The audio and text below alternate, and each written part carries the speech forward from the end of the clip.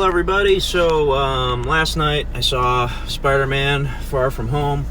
Normally I do the movie review right after I see the movie, but last night I was a little tired, so I decided to sleep on it. Oh, by the way, I'm actually out buying the last issue of The Walking Dead. That's right, the last issue. Out of nowhere, Robert Kirkman said, yeah, this new issue, 193, that comes out today now. He said this yesterday. It's the last issue, just out of nowhere. So yeah, I've actually been missing the last few issues. So I have to go and buy some. Like, I went to a comic book store. I was able to find 190. I have everything up until 184. You know what I mean? Like, I have the first 3 compendiums, and then I have every single issue after that, like individual issue. So I'm missing 184 to 192, well, 185 to 192, but I have 190, so I don't know how many that is. That's like 8.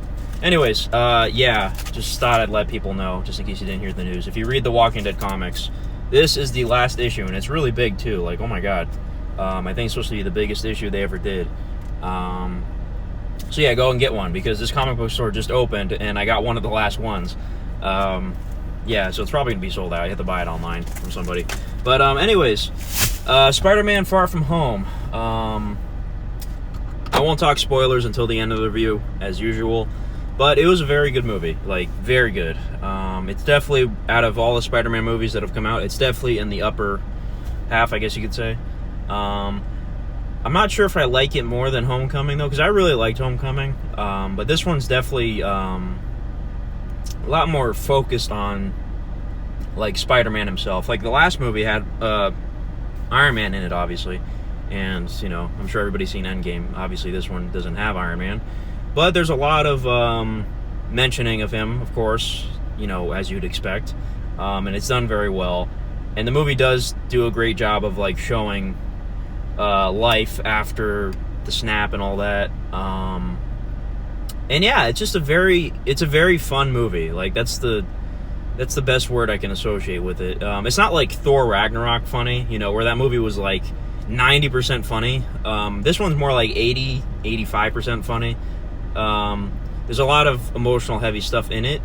And I gotta say too, by the way, the mid-credit scene and also the post-credit scene. The post-credit scene was really good, but the mid-credit scene was, oh my god, that was amazing. I'm not going to say what it is yet, but when you see it, you'll understand.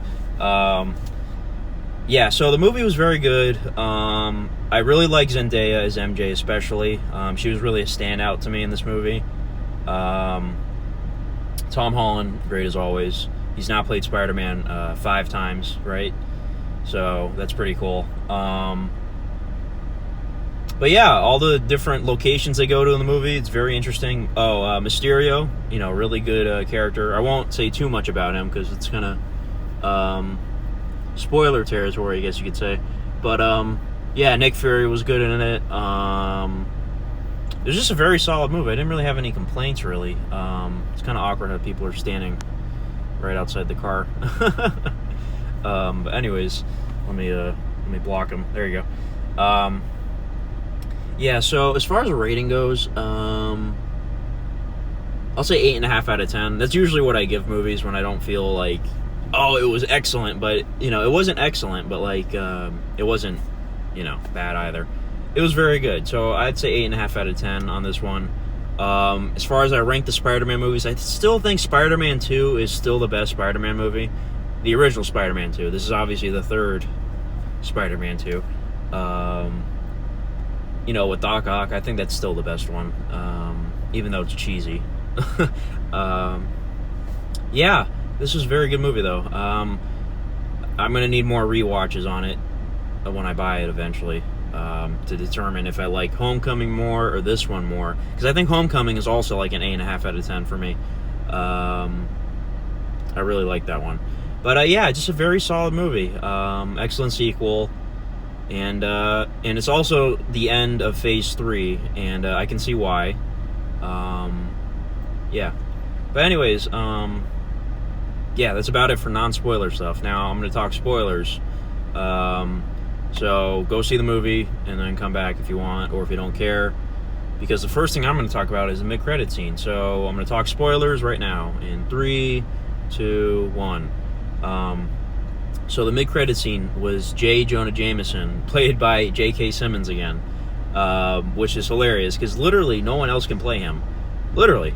And I've always thought that. I'm like, oh no, you know what? I'd love to see Jameson in the new Spider-Man movies, but they'd have to get a new actor, blah, blah, blah. Especially considering J.K. Simmons is playing Gordon in the DC movies.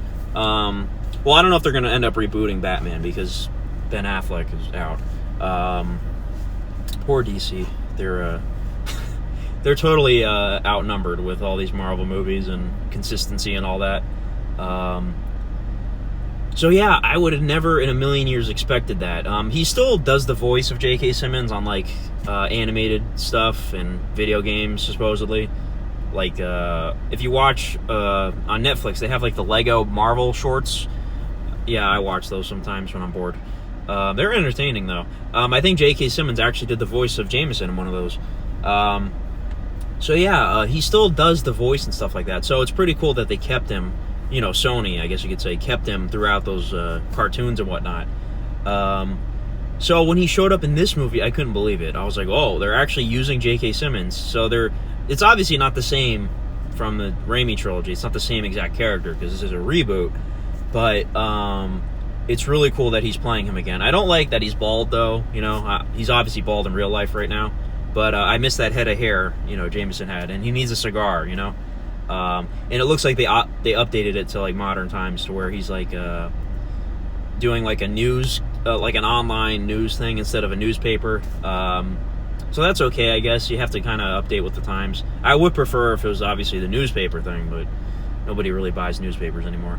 But yeah, Spider-Man's identity is revealed, and he comes out to look like a murderer because Mysterio edited the footage. And yeah, it's a crazy thing. But yeah, that mid-credit scene was amazing. And Mysterio, by the way, I feel like a lot of people might be upset about the twist because it was sort of similar to the Mandarin thing, where they didn't go full-on Mandarin. They kind of made him look like it was an actor playing him and blah, blah, blah. But they ended up saying later on that there is a Mandarin out there somewhere, like a real one.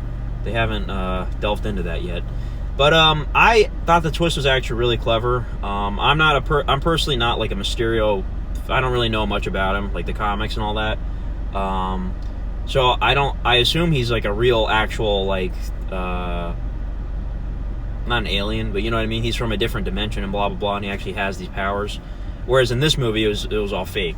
So people might be upset about that. But Jake Gyllenhaal was really good as the villain.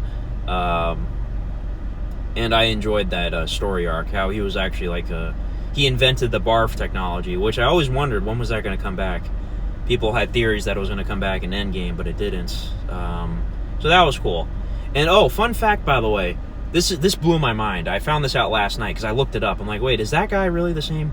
So I remember Jake Gyllenhaal, his crew, are all people that Tony Stark screwed over, I guess you could say. And the one guy that works with him, his like right-hand man, I guess you could say, they showed that flashback of Jeff Bridges yelling at him in Iron Man 1. You know, Tony Stark built this in a cave with a box of scraps. I was like, is that really the same actor again? And I looked into it. You know, that actor is actually the kid from A Christmas Story. I didn't know that. And it is the same actor from Iron Man 1, by the way. So he came back and played that guy again, which is crazy to me. Because obviously in Iron Man 3, he makes that joke to that little kid. I loved you in A Christmas Story. And they actually had the real Christmas Story kid in the Iron Man movie. I had no clue about that. So that kind of blew my mind. Yeah, just fun little trivia for you. But yeah, and the twist at the end of the credits, Talos and his wife were Hill and Nick Fury the whole time. That was interesting. I guess Nick Fury wanted like a sort of vacation. And he's obviously working with the Skrulls in some capacity somewhere, which is really cool.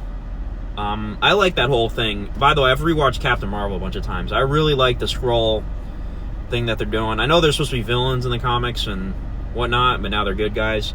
But I really like that character Talos, and I love how Nick Fury and them have a sort of connection. But yeah, that was a really interesting twist. That was pretty funny, actually. I wouldn't say it's really a negative, but it's kind of just like, really? Was it really them the whole time? Like, I'm sure if you go back and watch the movie, there's going to be hints of that. So I didn't mind that. That was pretty funny.